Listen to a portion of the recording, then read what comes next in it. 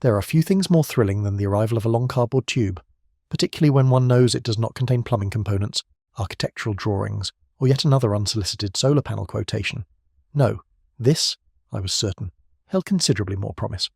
Armed with my trusty orange craft scalpel, chosen not for symbolism but for sheer visual drama, I performed a delicate operation upon the tube, as though unveiling a long-lost manuscript or perhaps a rather narrow Egyptian mummy.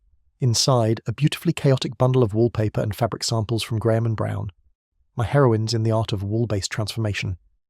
The first to emerge was a leaflet, a modest thing, but filled with painterly promises, patterns, palettes, and a centre spread entirely devoted to greens, which is, of course, where my heart lives now. Nestled comfortably somewhere between moss and emerald, I placed it reverently to one side. It had set the tone. Then the unravelling began. First, 2 fabric samples. One, a dark green, quite possibly my spirit colour, luxurious enough to become a Roman blind or perhaps a curtain with ambitions. The second, a grey version of their famed glasshouse pattern, understated, botanical, rather lovely. Then came the wallpapers. The first, a large-scale floral in a soft, almost monochromatic green. Romantic, muted, the sort of thing you'd expect to find in the upstairs parlour of a botanist's widow. The next, bolder, a teal emerald floral with a printed crosshatch effect in the background. A slight pause here, the illusion of texture. I remain unconvinced. One doesn't want the walls to appear as though they're being broadcast in low-resolution linen. And then, the glasshouse print. Birds, foliage, flowers, sweeping scale. I've adored this design for ages, and here it was in several colourways, flapping gently like proud little banners of possibility.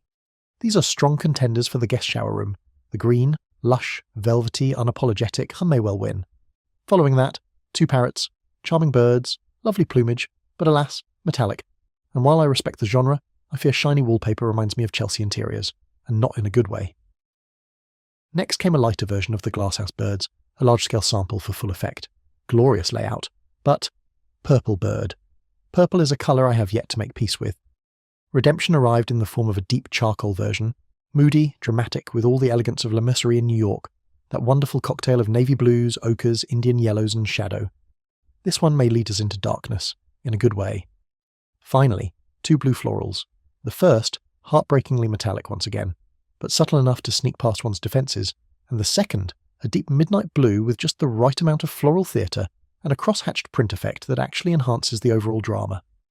Another contender, possibly not for the shower room but certainly for somewhere, so a noble unrolling, judgments rendered, birds assessed, metallics frowned upon, and green, glorious, omnipotent green, still very much in favour. The next step, naturally, is to make no decision at all for at least 3 weeks, and simply move the samples from room to room while squinting thoughtfully. As is tradition,